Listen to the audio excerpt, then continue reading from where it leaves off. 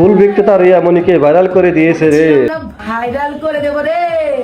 শিক্ষিত অশিক্ষিতর মাঝে নতুন কন্টেন্ট ক্রিয়েটরকে নিয়ে আসবো রে। এনেছি একদিনে 46-47 হাজার ফলোয়ার করে দিয়েছি রে। হিংসে হায়, এখন তোরা রিয়ামণির ভিডিও নিয়ে ভিডিও বানাস রে। রিয়ামণি তুই ভাইরাল হয়ে গেছিস রে, তোকে নিয়ে এখন তারা ভিডিও বানায় রে। বলেছিলাম না রে, লেবু বেশি চিপবি না, তিতা কিন্তু লাগবে।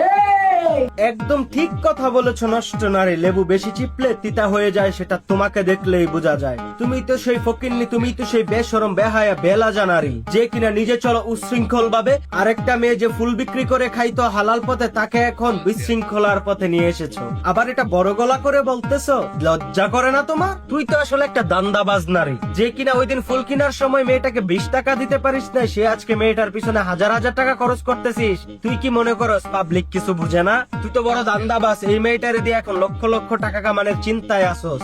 অনলাইনে আইসা তোর মতো একটা দামরা মাইয়া কিনা মানুষের বিনোদন দেওয়ার নামে লাফালাফি করস আওয়াইল্লা গরুর মতো। যারা ভিডিওটা দেখতেছেন তাদের উদ্দেশ্যে বলি, মনে রাখবেন যে যেই রকম সেও অন্যকে সেই পথেই চালাইতে চায়। এ হচ্ছে এক নষ্ট। সেই ভাইরাল ফুল বিক্রেতা মেয়েটাকেও সে বানাই দিতে চায় নষ্ট। আপনাদেরকে গ্যারান্টি দিয়ে আজকে বলে দেয়, আগামী 6 মাসের মধ্যে আপনারা শুনতে পাবেন ভাইরাল এই ফুল বিক্রেতা রিয়ামণি সে নষ্ট পথে পা বাড়িয়ে দিয়েছে পুরোপুরি ভাবে। কারণ কথায় আছে জানেন তো, সৎসঙ্গে স্বর্গবাস, অসৎ সঙ্গে সর্বনাশ। আর ওহে শুনো নষ্ট রাখি, তোমারে বলি, তুমি যেই কাজটা করতাছো এই রিয়ামণির নিয়ে, এটা কোনো সোয়াবের কাজ না যে বড় গলায় এসে চিল্লাইতাছো। হালাল পথে খেতে খাওয়া একটা মেয়ের আইনা অশ্লীলতার মধ্যে নামাই দিতাছো। নিজেও করো অশ্লীলতা, সেই মেয়েটাকে অশ্লীলতাতেই নামাইছো, আবার এটা জোর গলায় বলতেছো। ছি, লজ্জাহীন নারী। তোমাদের মতো নারীদের মুখে শুধু একটা জিনিসই দিতে হয়, সেটা কি জানো? থু।